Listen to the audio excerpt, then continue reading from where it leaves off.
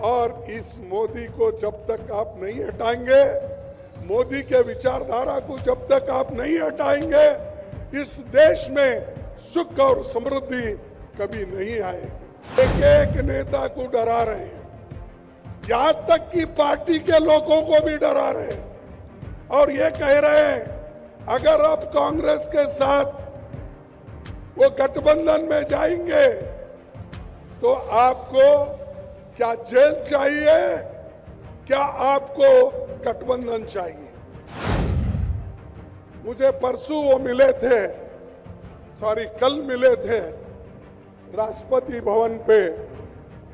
वहां पर शाह थे, नड्डा थे और मोदी जी भी थे और दूसरे नेता लोग भी थे। तो मुझे नड्डा जी ने पूछा कि आपका चुनाव प्रचार कब से हो रहा है और आपका लिस्ट कब फाइनल हो रहा है। तो मैंने यही कहा हमारा लिस्ट तो फाइनल हो रहा है, लेकिन हम जो चुनाव करना चाहते हैं वो निष्पक्ष चुनाव नहीं हो रहा और मेरे खाते में, मेरे पार्टी के खाते में जो पैसे थे वो पहले ही चोरी हो गए हैं और खास करके मुझ पे जो पेनल्टी लगाई है वो 3,567 करोड़ का 3,567 करोड़ की पेनल्टी मुझ पे लगाई है। 14 लाख का हिसाब हमने नहीं दिया, इसीलिए उन्होंने 135 करोड़ का जुर्म लगाया। ऐसा इंटरेस्ट पे इंटरेस्ट, इंटरेस्ट पे इंटरेस्ट करके आज 3,667 रुपए कर दिया, ताकि जैसा राहुल जी ने कहा हम प्रचार न कर सके, कहीं भी जा नहीं सके, कहीं जाना नहीं, किसी को मिलना नहीं, हमारे कार्यकर्ताओं को कोने कोने में भेजना नहीं।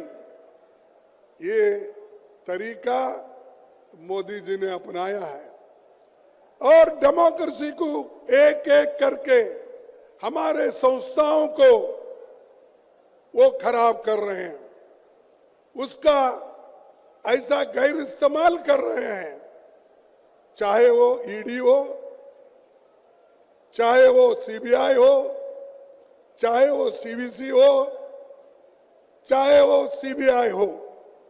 इन संस्थाओं का दुरुपयोग करके एक एक नेता को डरा रहे हैं, यहां तक कि पार्टी के लोगों को भी डरा रहे हैं और ये कह रहे हैं अगर आप कांग्रेस के साथ वो गठबंधन में जाएंगे तो आपको क्या जेल चाहिए, क्या आपको गठबंधन चाहिए।